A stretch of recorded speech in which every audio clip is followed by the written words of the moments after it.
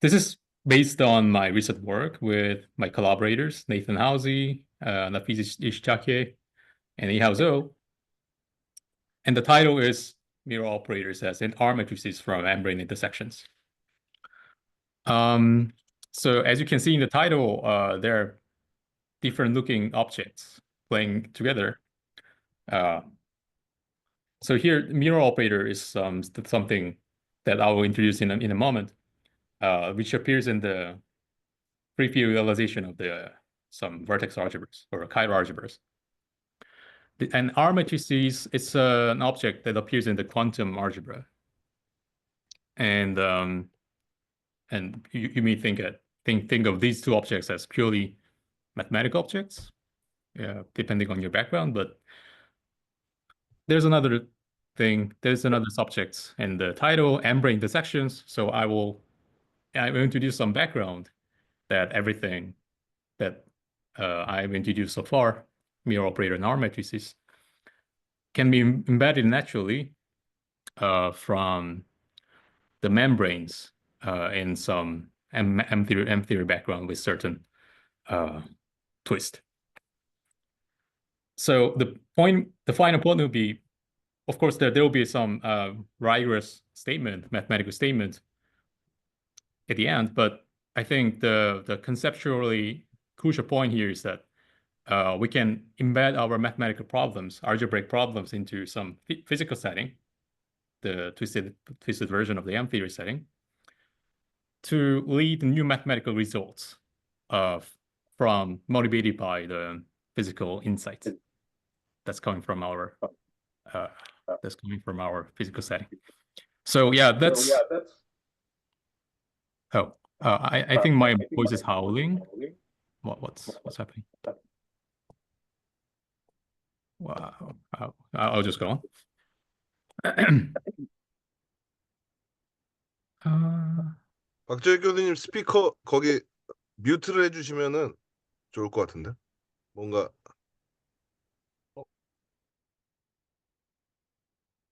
I'll just go on. Okay, so let me first introduce the Miura operator that was in the title. Miura operator is an object which appears in the what is called the Miura transformation for W algebras. And so in particular, I'm looking at the W algebra of type GLN. So you may heard of, even though you may not work directly in the subject of W algebra, you may heard of this specific type of chiral algebras, which has many good properties, right? And Miura transformation is a way of realizing this W algebra of type GLN by using free fields. It gives a free field realization. So how it goes? There are basic building blocks that are called Miura operators. It looks like this: R as a linear combination of two objects, a formal derivative operator dz, and a current ji, a GL1 hat current ji. So I just said this is a GL1 hat current, so this has this obvious OPE relation with itself when it just has this double poles and there's no more singularity in their OPEs. And well, so I'll take a multiple copy of them and I'll give the label I. So I'll have I equals from 1 to 2, 3, 4 up to n if I want the W algebra of GLN. So I have n copies of them.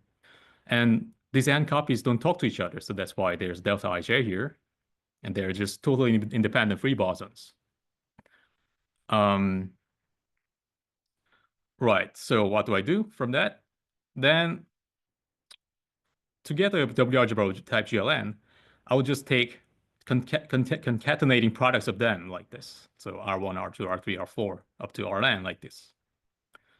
Then I will formally expand it. Well, these derivatives, differential operator will act on the currents on the right, and I will be able to expand like this on the right-hand side. So it will be expanded in terms of the increasing orders of the DZ operators. I will have the first term, the trivial DZ to the power n, and so on and so forth. So, and I'll pick up the coefficients, which will be written as certain combinations of this JI currents, right? So I'll have U1, U2, U3 up to UN. And the claim is that their OPEs, the OPEs of the UN, UIs will give you WN algebras, the WN algebra. So this is what is called the Miura transformation for the W algebra. And here in this slide, I want to point out the structure that's observed in this Miura transformation, which resembles what we know in a different context, which is a spin chain problem. So I intentionally call this R, the Miura operator. And if you recall the monodromy matrix of the when you apply, for instance, the algebraic Bethe ansatz to spin chains like XXZ, XXZ, XXX, then the monodromy matrix, what is a monodromy matrix? It's literally a product of n R-matrices where n is the number of the spin sites that you have.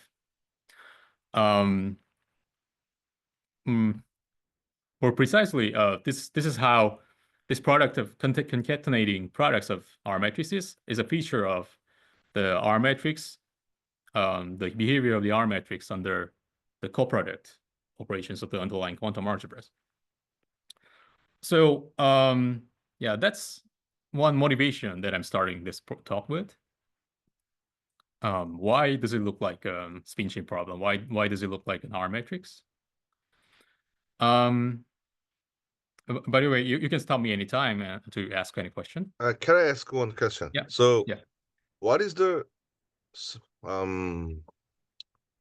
Hilbert space or some space to act this R matrix? So Yeah, that's a great question, and I didn't specify any yet. But well, I should say I implicitly specified. I mean, so if there's some universal R matrix, I will have to map through associate the representation associated to spin chain spin sites. I mean, so we have a quantum Hilbert space in the usual language of the spin chain, and we would have an auxiliary space, and you would have to map through this tensor products of these two representations. Then you get the Lox matrix. I mean, this each R, and then you take the products along as a matrix in the auxiliary space, right? It's implicitly here. I just didn't specify what it is because I didn't start from some R matrix of the quantum algebra. I just give you this procedure, which is known in a different context. I'm just motivating you that this looks like an R matrix, and I will answer your question later. And this is indeed an R matrix. Okay, thank you. Yeah.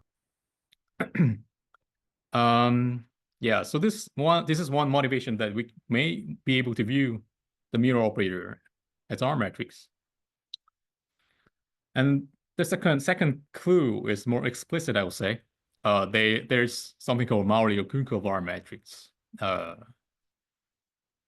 So let me get back to one slide again, and I introduce a procedure, right? I take the products of this n R matrices and Miura operators. And if you think about it, the ordering of the product shouldn't matter which W algebra that I produce. On the right-hand side, I should have the isomorphic W algebras. So what is it that does this operation? How can I change the ordering of the product on the left-hand side? The answer is given by Maulik and Okunkov. And if you have these two consecutive Miura operators like this with J1 and J2 here, I can change the ordering of the product up to conjugating another operator R MO. This is what is called Maurer-Legal-Kunkov R matrix. So it's valued in the tensor products of these two free bosons, J1 and J2. And well, what it does is to swap this ordering. So this is really equal up to conjugation of another R. So borrowing the notation in the previous slide, I can just write this thing R1 and this thing R2. Then, well, this equation just becomes this. But as you can notice, this looks like the Yang-Baxter equation. So this is more explicit clue about how the Miura operator should be an R matrix of some kind. Okay.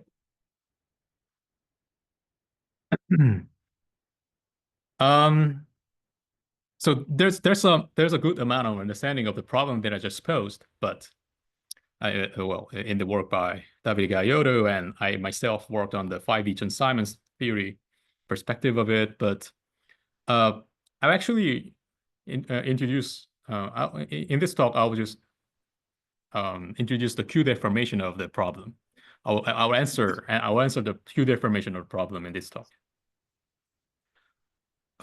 So these developments are a little bit orthogonal. I mean, you can stick with this Miura transformation for the W algebra, or you can also study the Q deformation. But they all embed into this same setup, M theory setup. So now comes the twisted M theory, a twisted version of the M theory. So in this twisted M theory setup, developed by Kevin Costello, this change, non-Q deformation or Q deformation, amounts to choosing some choice, there's some choice of the whole complex two-dimensional space in this background, and that amounts to choose whether I choose it to be C times C star or C star times C star, and yeah, that amounts to this choice. And I want to emphasize that previous works mainly focused on this C times C case and C times C star cases, as in this work. But the new development in my work is about the C star times C star. And I already, yes. So what does the C times C and C times C star? I don't see the meaning of that. Can you elaborate where it comes in the picture? I mean, so Yeah, this is the introduction. It's in the next slide. I see. But I just said there's a choice of complex two-dimensional space for the M theory background. That's this. I see. This is a part of the 11-dimensional space-time. Good. Yes. Good. Okay. Thank you. And I already, corresponding to these choices, I already wrote down some quantum algebras. You may or may not recognize what these are. They are Yangians, one-shifted Yangian of GL1 hat, and quantum toroidal algebra of GL1. But I'll get to this. I just put it here to tell you that this corresponds to these differences. Okay, so this is my outline. I will introduce what twisted M theory is, review briefly, and how it leads to what is called the 5D Chern-Simons theory. And as we know, there are membranes in the M theory and M2 and M5.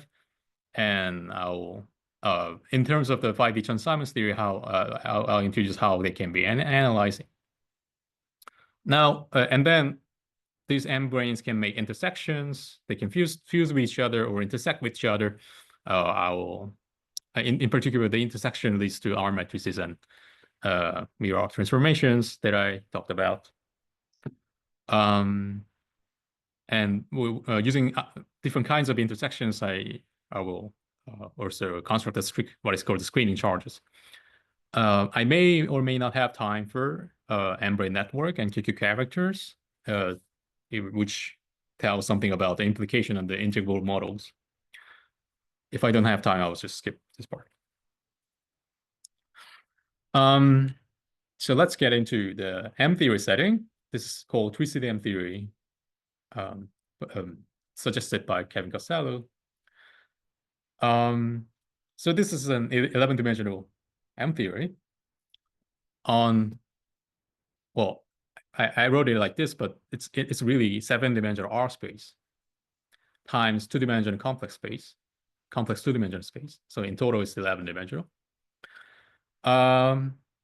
With the flat metric, by the way, as I said, there's a choice of the complex two-dimensional space here, and I already wrote C star times C star. It could have been C times C or C times C star, but for me, for this talk, it's C star times C star. With the flat metric, so it's a fairly simple setup. But on top of that, I will introduce what is called the omega background. You can think of it as turning on some potential with respect to the rotations of these R2 planes. That's why I separated out this R spaces like this. So R2, R2, R2, you have 6-dimensional real spaces. There are some rotations, three rotations. And with respect to those rotations, I want to turn on some potential. And well, if you want the detail, it's done by introducing some free-form background in the M theory, which look like this. It's like it's two anti-holomorphic 2 form, wedge with this one form due to the rotations. Here phi 1, 2, 3 are the rotate, this angular vector. So these are rotations. And for supersymmetry reason, I have to constrain these parameters actually. So epsilon and epsilon 2, epsilon parameters control the magnitude of this potential, as you can see here. Epsilon is proportional to epsilon 1, epsilon 2. But epsilon 3 is not independent because I want to preserve one supercharge, and epsilon 3 is just minus epsilon 1 and epsilon 2. Yeah. So with this background, there's a preserved supercharge Q, epsilon 1, epsilon 2, which squares to these isometry of rotations. Yeah. So now, one crucial property of this theory is that under this supercharge, let's say I turn off this epsilon parameters first. This 7-dimensional space is topological, meaning that the translation along this 7-dimensional space is Q-exact. And then under this anti-holomorphic translations along C star space is also Q-exact. So C star times C star is a holomorphic. But that's why I separated the notation between R and C star. C, yeah. So this is a topological holomorphic theory. And then I turn on the epsilon parameters, then the 11-dimensional theory, supergravity, localizes to the fixed points of this isometry because of the omega background. And because I turned on the omega background with respect to these rotations, I will be left with the effective 5-dimensional degrees of freedom on this 5-dimensional space, R times C star times C star. And it turns out to be what is called the 5D GL1 Chern-Simons theory on R times C star times C star. So it's given by this action here. As you can see, this part of the action resembles a lot the usual Chern-Simons 3 form, but there's an additional complication coming from the non-commutativity between the X and Z holomorphic coordinates. So this star product non-commutatively deforms the usual wedge product of the forms, and I use these stars to construct this 3-form part, and there's also two-form holomorphic 2-form wedged with it. So this is the 11-dimensional twisted M theory, and which localizes to 5-dimensional Chern-Simons theory. And one thing you may notice that the these R2 planes are democratic, so to speak. That I mean, I can exchange any of these R2 planes with each other. So there must be a priority of the setting, which exchanges epsilon, epsilon 2, epsilon 3 to one another. If I don't explicitly break this triality by some other ingredients. But in the 5D Chern-Simons action, you may see that the H bar parameter is played by the epsilon 1 parameter, and the non-commutativity part, the non-commutativity is controlled by the epsilon 2 parameter. So they're asymmetric, seemingly asymmetric. The point is that even though the action is the triality seems not to be preserved in this action, it will be eventually, it has to be preserved when you're done with the computation. Okay, any question about this setting? So can you explain briefly how you obtain this Chern-Simons action? I mean, including this non-commutativity. Yeah, sure. There could be multiple ways actually, but conceptually you may think of in this way. So first I want to do the type 2A reduction by compactifying along a circle. Which circle do I use? I want to deform the metric in the way that this R2 times R2 here is seen as a one center top knot space.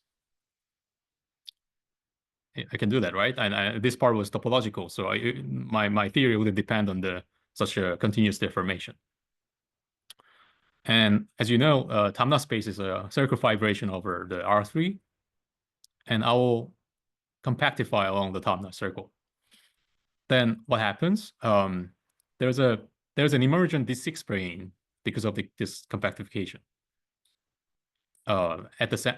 which is located at the center of the top knot. Now let's look at, so we get reduced to 2A theory with single D6 brane. But what is the Ward volume theory of the D6 brane? I mean, the D6 open string quantization gives you the 7-dimensional gauge theory, supersymmetric gauge theory, right? And on top of that, I have this omega background, which is turned on along 2 of the 7-dimensional Ward volume. So I further localize that gauge. I can further localize that 7-dimensional supersymmetric gauge theory, supersymmetric localization, using supersymmetric localization, to this 5-dimensional theory. And it turns out to be this 5-dimensional action here.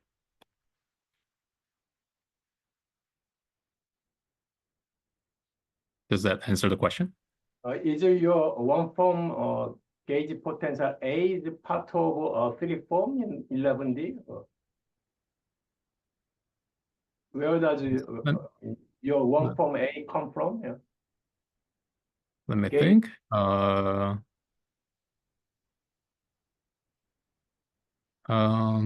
it's from the D6 brane. So how does it uplift to the M theory? I mean, this is a background, so it will not descend to the gauge field of the 7-dimensional theory. Okay, yeah. I thought some kind of fluctuation gives this one form. Yes. Okay, thank you. Great.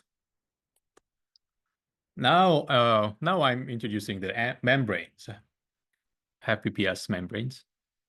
As we know well, there are 2 types of membranes. M2 branes, which are 3-dimensional extended objects, and 5 branes, 6-dimensional extended objects. And to preserve the symmetries that I had, M2 branes are only supported on one of the R2 planes times the R real line. And the M5 branes will be supported only on the 2 of the R2 planes and a holomorphic curve inside the complex 2-dimensional manifold. So here P and Q parameterizes which surface that I did our map, which surface that I choose inside the two-dimensional complex plane.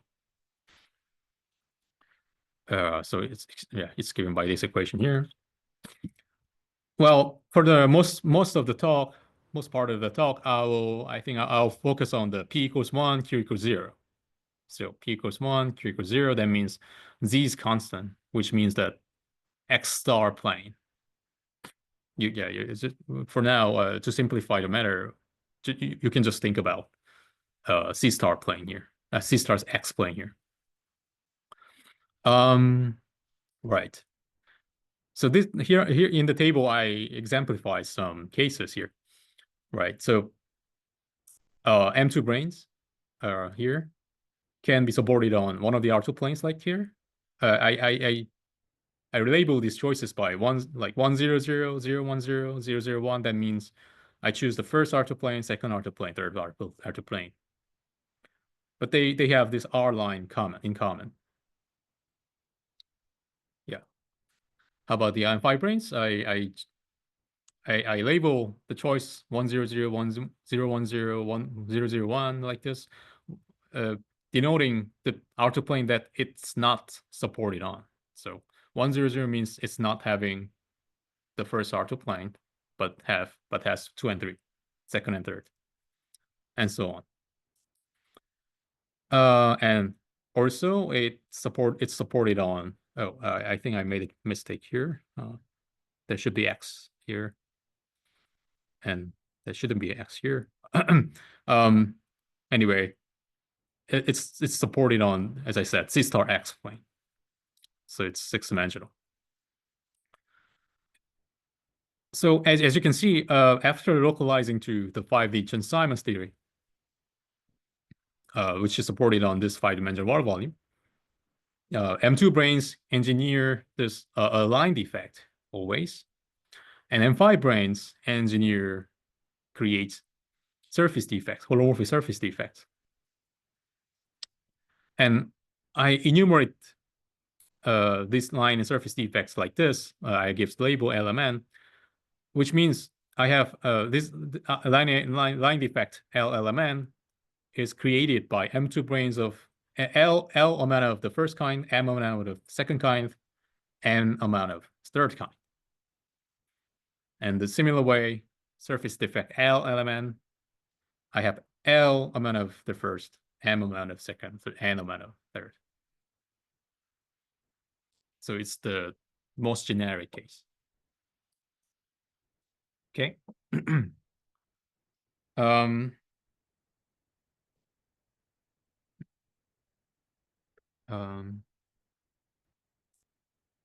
My slide is not working. Okay, now it's working. Okay.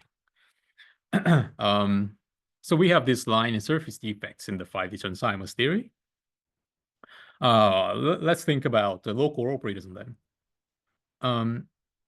So on the topological line defect here, I could have 2 local operators. And they may collide with each other because it's topological. The local operator doesn't have any dependence on their positions, except the ordering of them, because they can't pass through each other. Which means I can make them approach to each other, and because by the operator product expansions of them, the operator product expansions of them defines the multiplication of these local operators. So in mathematical terms, the space of local operators on the topological line defect forms an associative algebra with a multiplication given by their OPE. So for the line defect LLMN, there will be an associative algebra, and I give the name of this algebra M2 element. I simply call this algebra M2 element. How about in the holomorphic surface defect? I can also introduce 2 local operators on them. Now they can have holomorphic dependence on their positions. So when they approached each other, I have to assign the singular behavior of these OPEs.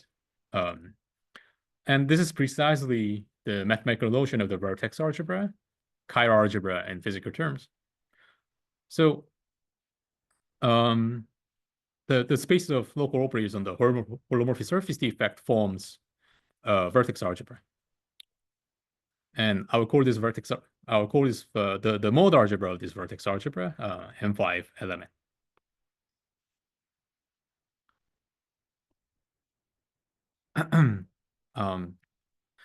Now, the question is, how can we constrain this algebra?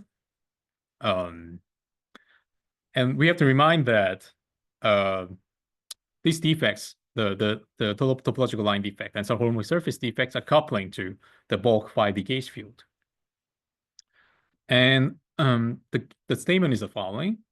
The gauge invariance of this coupling requires these algebras to be images of certain universal or associative algebra.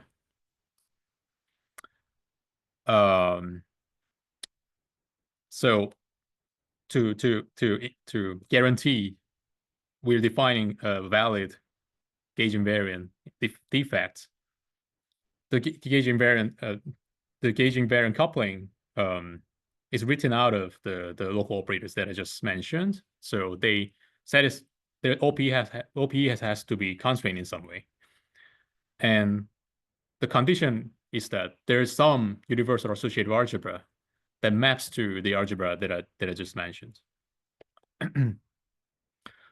So for different cases, this universal or associative algebra will be different. And for the current case where I have C star times C star, my suggestion is that this universal associative algebra is given by what is called the quantum toroidal algebra of GO1. Not everyone is familiar with this algebra. So as usual, this algebra is also defined by set of generators and the relations satisfied by them. I'll introduce later, but for now, I'll just give the concept of what it is. So the quantum toroidal algebra of GL1 is certain. So first, let's look at this part. It is nothing but the quantum torus algebra generated by X and Z, which satisfy this non-commutative relation with the non-commutative parameter Q2. Now, quantum toroidal algebra is certain Q1 deformation of it. So it's I formally just wrote it as some Q1 deformation of this quantum toroidal algebra. So there are two parameters, Q1 and Q2, and I can also define Q3 as Q1 inverse, Q2 inverse, and yeah, it is what it is. So the point is that I will justify this suggestion by giving many clues.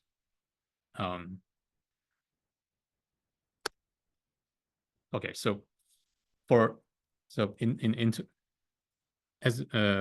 consequence, as a consequence, for line defects, so I said that there are the algebra of local operators on the line defect M2 element, and they have to be images. They have to be images of a common universal algebra, which I suggest to be quantum toroidal algebra of GL1. So there's an algebra homomorphism from this universal algebra to the algebra of local operators. Similarly, for the surface defects, both from the quantum toroidal algebra, there's an algebra homomorphism to M5 element. That will be the statement. I'll give examples and clues.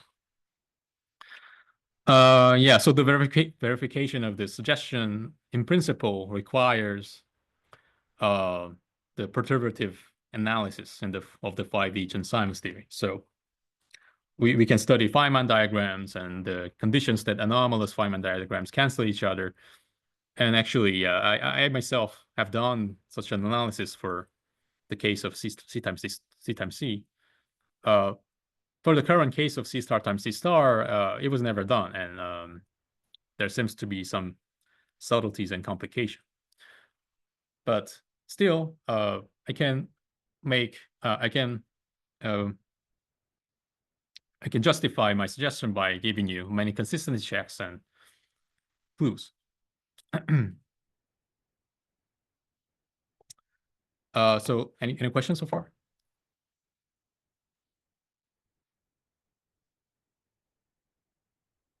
Okay. So let's first get into the line defects.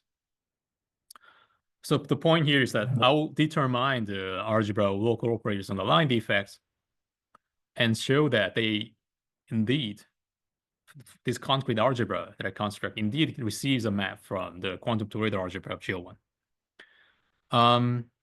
So let me restrict to the case where I have L parallel M2 branes, which means I had choices of the orientations of R2 planes, but I fix every orientation to be the first one, R2 epsilon 1.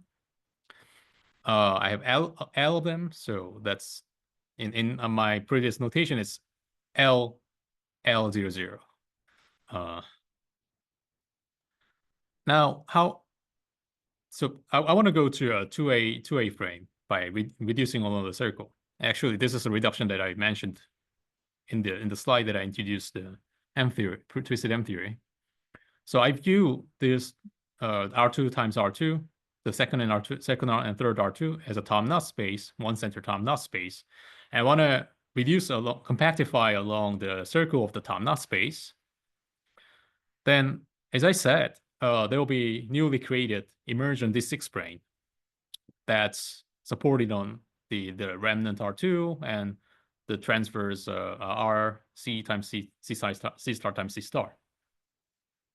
But now, because since I introduced M2 branes, they will reduce to something, and well, it's not supported on any of the Tom-Knot space, so it reduces to D2 branes supported on the same R2 times R. But this is something more familiar. This is the usual D2 D6 bound system. So first, let me turn off this background epsilon 1. So it's really the D2 D6 system.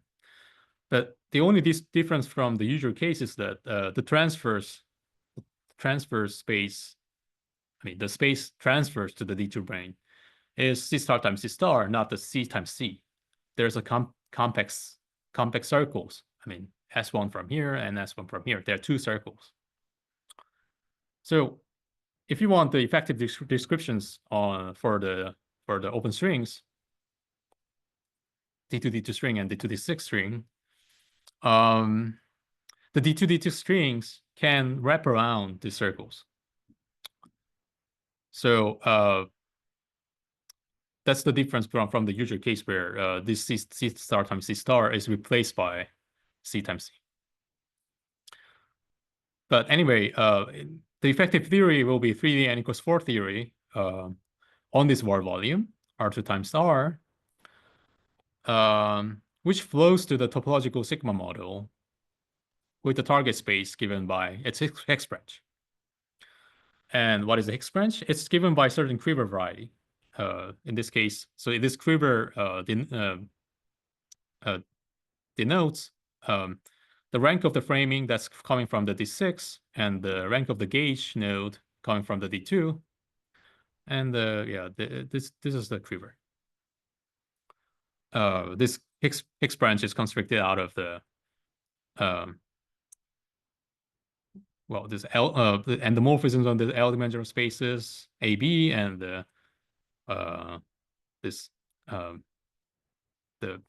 matrix, the map from this one-dimensional space to our L-dimensional space and vice versa, I and J. So it's given by Higgs branch is given by this multiplicative Krivers variety, and this is very similar to the AD string Krivers variety, but it's a multiplicative uplift of it, as you may notice. So this part, you can see that A and B are multiplicative now, and it's not the commutator of A and B, but it's AB minus Q2BA equals IJ. And we mode that by the gauge group, GLL, where which acts on ABIJ like this. So this is certain quiver variety, the Higgs branch of the theory. One note is that this is actually the phase space of the trigonometric Luzin-Schneider model of type GLL. You may not be familiar with this. It's fine. It's not very important, in fact, but it turns out to be the phase space of certain integral model. Now, what's the algebra of local operators in terms of this 3D effective theory? It's a sigma model. So it's just our coordinate ring, the algebra of the coordinates on this Higgs branch. So it's a commutative ring algebra or holomorphic functions on this Higgs branch.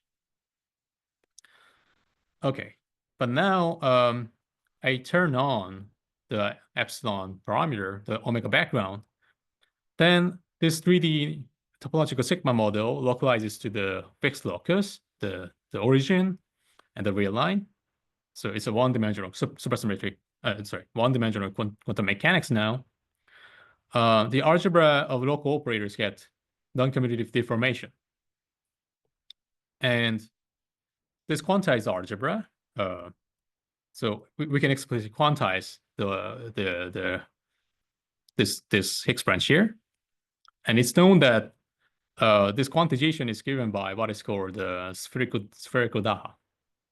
It's the name of the algebra. It's some name, or you don't have to know what Daha means, but it is just an algebra that's generated by a certain set of generators that's written right here, written as difference operators. So these P-Mn, P0R, P0 minus R, P1K, P minus 1K, they generate my algebra, M2L00. It's a quantization of the multiplicative quiver variety.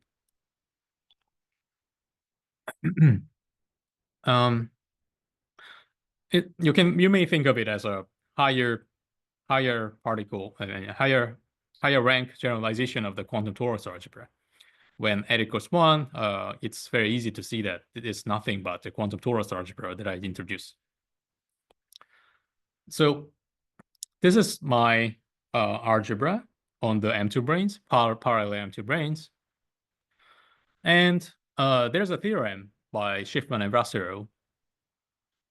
For HL, there's a surjective algebra holomorphism from the quantum toroidal algebra to this spherical Daha.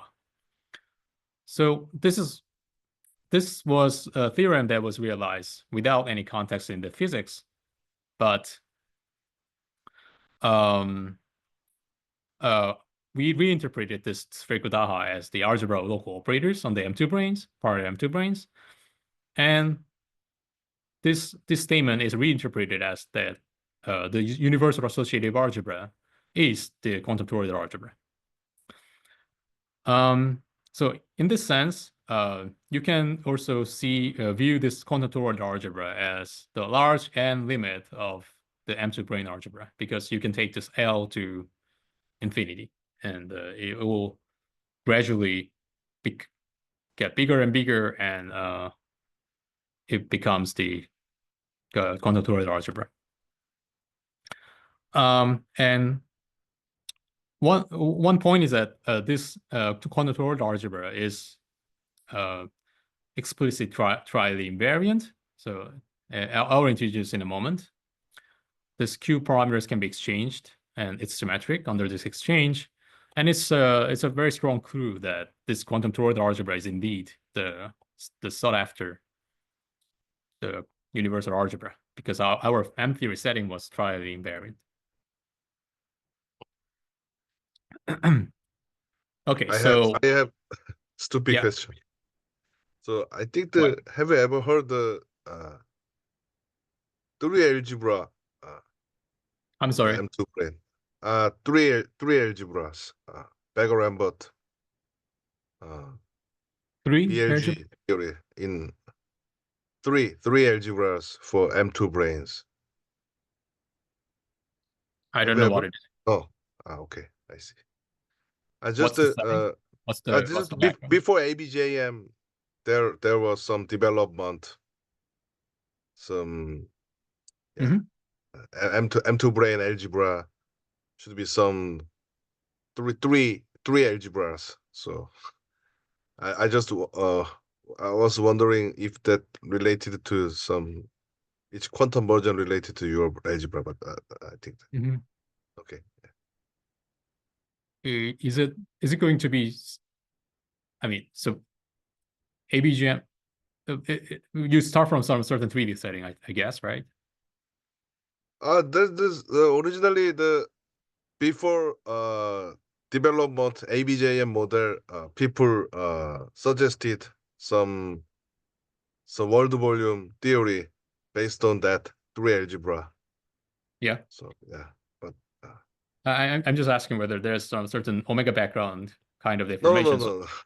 Yeah, then I wouldn't get an algebra. okay. That's typical. Yeah. No. Yeah, it's a good question. So what is this quantum toroidal algebra? Yeah, it looks complicated, but it's nothing. I mean, it's an algebra that's generated by certain set of generators. I gather these generators in terms of currents. And so each coefficients here, in for instance, EK, FK, and HRs, they are the generators, but I gather them in this way of using the former parameter axis, X. And C and C perp are central elements. And these are set of relations. You don't have to know all the detail here now. But the point is that the non-commutativity of these generators are controlled by a single unique structure function G. And this G is this thing here, which is manifestly trially invariant. Yeah, it's a taken product from A equals 1 to 3. So it's the algebra itself is explicitly trially invariant. It's some algebra. It's some big algebra. And in terms of these generators, I can explicitly write down the map from this generators E, F, H's to the M2 L00 that I introduced. Let's remember that the generators of M2 L00 I wrote them as PMN. This is the map here. So yeah, I just in this slide I just made the statement more explicit. The existence of the algebra homomorphism from this universal algebra to M2L00. Yeah, so this is the case of the parallel M2 branes. I mean, the local operators on the M2 branes, parallel M2 branes. The answer is that it's spherical Daha, whatever it is. It's the it's an algebra that non-commutatively forms the multiplicative quiver variety, and it receives a map from the suggested universal algebra. That is the point. Now I can do something more interesting. So not only looking at a single line defect, let's introduce multiple line defects now, like in this picture. So on the left of this picture, I have two line defects, the same kind. So L00, L0, L prime 00. They're parallel to each other still, but they're displaced from each other. But I can make them approach to each other and then eventually make them fuse into a single line defect. And it has to be, because they are parallel, it should be L plus L prime 00. I just increase the number of the M2 branes. But what's the implication of this operation in terms of the local operators on them? So in the fused line defect, the local operator here, should have been constructed out of the local operators before the fusion on each line defect. In algebraic terms, it means that there's an embedding of the algebra of M to L plus F prime into the tensor products of two, L2 L00, M2 L prime 00. But I have to be able to play this game for arbitrary L's. So I mean, each of these M2 L00 receives the map from my universal algebra, as I just explained. So, which means there must be a map from my universal algebra to the tensor products of itself that makes this diagram always commute. This physical picture of the fusion operation of the line effect leads to the fact. It leads to the existence of the delta map from the universal algebra to the tensor products itself. And this is exactly what mathematicians, algebraists call product. We discovered the algebraic structure crop product from the line defect fusion in the M theory, which makes this diagram commute. And indeed, this universal algebra, the quantum toroidal algebra, is known to possess the coproduct, which is given by this. It's some explicit algebra map. The E generators maps to this. The detail doesn't really matter. I'm just showing you. I'm just showing you this slide to let you know that there's a concrete. This coproduct is a concrete thing. So given this coproduct, what I can ask the following. So if I use the map that I used earlier from this universal algebra to the spherical Daha, does it really commute? And the answer is yes. It's a simple check. So this diagram really works, and it enhances my suggestion, the validity of the suggestion that the universal associated algebra for my M theory setting should be the quantum toroidal algebra. I can do even more interesting things now. In most generic, let's now deviate from the parallel case, but introduce non-parallel M2 branes, which means I now have most generic case where I have L M2 branes on the R2 epsilon 1, M2 branes on the R2 epsilon 2, and M2 branes on the R2 epsilon 3. So it's most generic case for the line defect LLMN. I may ask what is the line? What is the local operators? What is the algebra of local operators on this line defect? And the answer will be simple. I can just run this program here, just change this line defect to be L00, 0M0, 00N. I can still fuse them together using this coproduct. So the algebra of local operators on this line defect LLMN should be given by the application of two coproducts and map through the respective representations for each line defect L00, 0M0, 00N. This is a new representation of quantum toroidal algebra. Well, it may be called as generalized MacDonald representation, which can be computed explicitly like this. So you may recognize some part of the difference operator on the right hand side resembles the previous spherical Daha, but it's just more complicated now. Q1, Q2, Q3 appear in the democratic manner, and yeah, there are more terms as a consequence. Yeah, so that was for the line defect. Let me get into the surface defect now. Is there any question?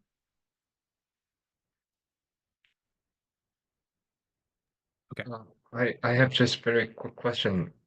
Maybe this might not be a good timing, but so now I see the picture, but are you planning to explain how this is related to the Miura operators you mentioned in the R-matrix later? That's right. That's right. For the line defect, sorry, for the Miura operator, which is the goal of this talk, I need both line and surface defect. I see. And so far I only talked about fully analyzed the most generic cases of the line defect. Yes. I need to explain the surface defect now.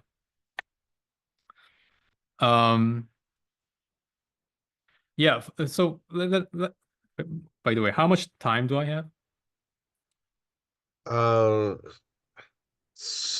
minutes, but Oh, you can use a little more. Yeah, let me try. Let me try very. Yeah, 10 minutes. Yeah. I expected I would like some time, but I didn't expect this short. I'll try to speed up. So for the surface defect, as I said, there are some choices: R2 times R2, and I will always wrap the horizontal surface. And for the M-brane, for the surface defect, there's a free boson algebra. I can analyze in the similar way that I did for the M2 branes. I can also analyze M5 branes. It turns out that there's a Q boson algebra living in. This is explicit form of the. So the question is whether this Q boson algebra does it receive the map from the universal algebra? Yes, and the answer is yes. And I'm giving you the explicit map from the universal algebra to the free boson. So yeah, just take messages that for a single M5 brane, there's a Q boson. So I can fuse these surface defects together. I introduce single surface defects. How about I have multiple of them? If they are all parallel to each other, they can be stacked like this. I'll have 0, 0, and surface defect. And the corresponding, the resulting algebra is what is called the Q-deformed W algebra. Will be, I mean, I will verify that this is Q-deformed W algebra, introduced by Frankel and Reshettikin, and also Shiraishi and others. I can be more general. I can have arbitrary orientation of surface M5 branes. Then I'll have surface defect labeled by element. It's going to be a generalization of the W algebra. It's something more interesting, and it turns out to be a Q deformation of Y algebra, studied by Gallardo and Rothschild. Yeah, so let me get into the Miura operator. So the Miura operator arises from the intersection of line defect and the surface defect. So at the intersection, there's a local operator supported on the intersection, R. It's constructed out of the local operators on the line defect and the surface defect, and that's why it's valued in the tensor products of these two. Now, this local operator at the intersection is also constrained by the gauge invariance. And we can analyze first this gauge invariance condition classically. And I can look at where the gauge variation of this object comes from. The easy way is to draw this sphere around this thing, and at each intersection of the sphere with the respective defect, I get contribution to the gauge variation. So from the line defect, as you can see, I have intersection from above and below. That contributes to the gauge variation. From the surface defect, I have this contour integral along this circle.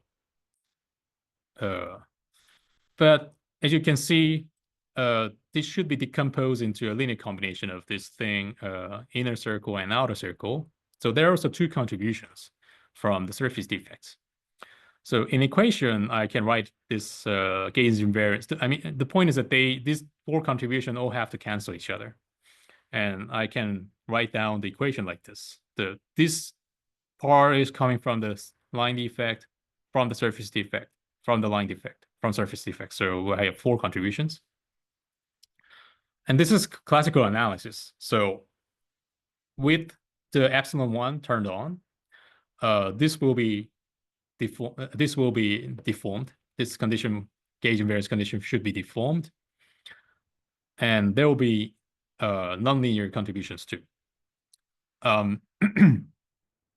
And I can postulate, at this point, I postulate that this the full quantum corrected gauge invariance condition also respect the algebra structure, so that this constraint can be written in terms of the co-product gained.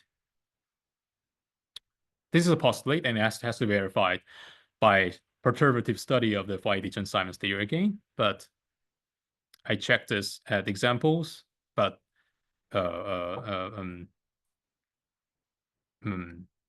it's also the only sensible answer, so to speak.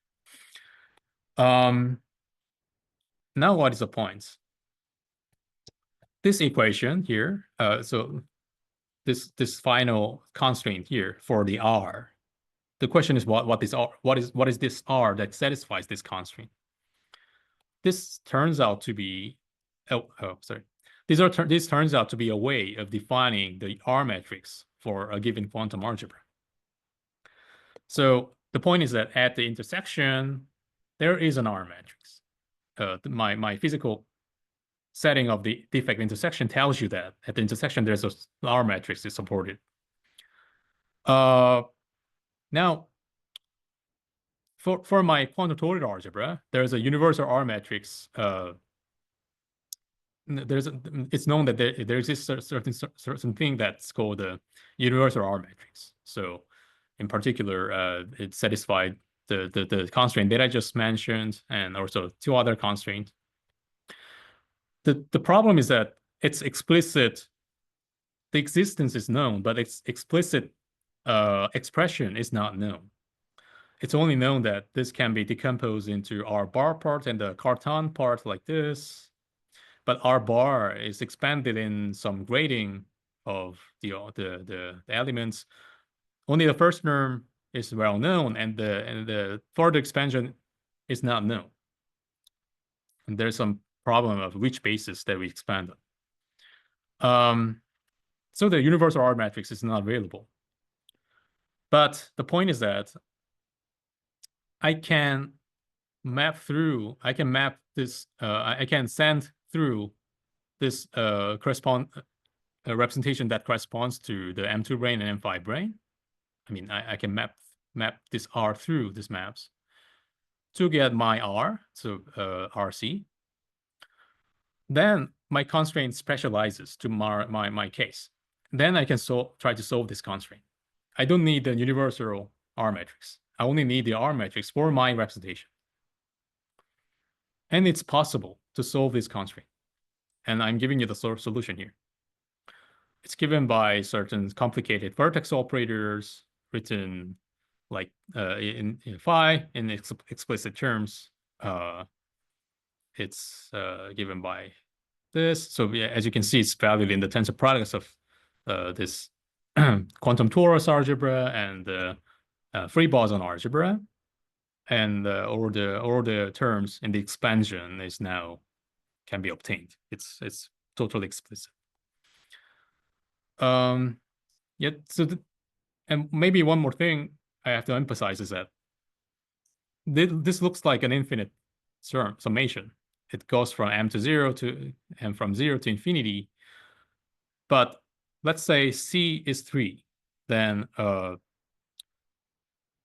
you can see that the numerator can be canceled because this will combine, and when J is 1, this just becomes 0, which means this series terminates. So for the spatial case of C equals 3, it simplifies like this. In other words, it's a first order difference operator. And does it look something similar? It's a Q deformation. It's Q uplift of the Miura operator that I introduced in the first slide. in the most generic case, it's just more complicated because of different orientations.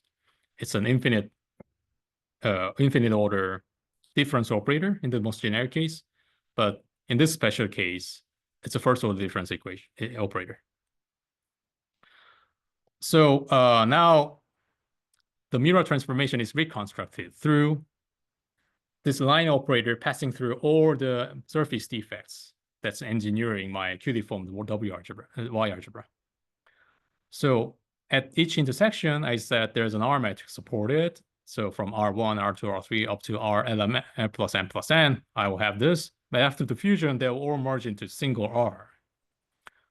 So in other words, so this R matrix between the Q-deformed Y algebra and the M2, M001 is rewritten as a concatenating product of individual R matrices. And this is nothing but the Q analog of what I started with, the Miura transformation rewritten as a product of R matrices or individual Miura operators. Maybe I have to conclude the talk here. And the point here is that the physical embedding of the Miura transformation in this way, using the M-branes and in their intersections, give you a natural explanation why the Miura operators are R matrices, and it's why it's given by the products of individual Miura operators. Yeah, so the rest is verifying that this is really the Q-deformed W algebra that was already previously introduced by Fagin and Frankel and Reshatikin, using the screening charges that's also constructed by the intersections. And there's some implication on the quantum integral model too, by using this kind of web of M fibranes. Now we can also have the intersecting M fibranes too, and surface defects can make intersections, and by composing them together, I can create a network of M-branes, and that can match to QQ characters and has an implication on the modeling space of Higgs bundles on a surface. So yeah, that's all my talk for my talk, and thank you for listening. Thank you so much. Let me ask one question. Yes. So you introduced you constructed R matrix in the representation of M2, M5 intersections. Mm-hmm. Then the natural question is, can you also construct a transform matrix and its diagonalization gives better equation? Is it possible? Yep. Yeah, that's a great question. And first, the monodromy matrix is already obtained. Monodromy matrix will be the R matrix, the fused R matrix itself. Like right. Trace. Yeah. Let me go back. Where is it? Yeah, so here, this is the analog of the monodromy matrix, and this is the analog of the Lax matrix.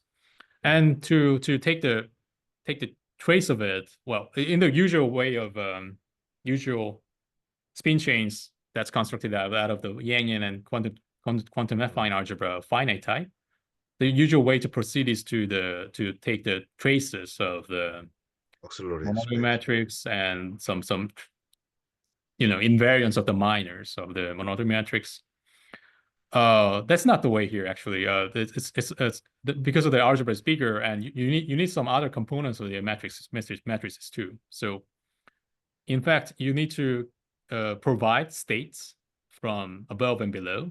So you states in the auxiliary space in the usual language, like I and J, and then you need to pick out the some proper matrix components by doing that. But yeah, the idea is similar. I see. Okay.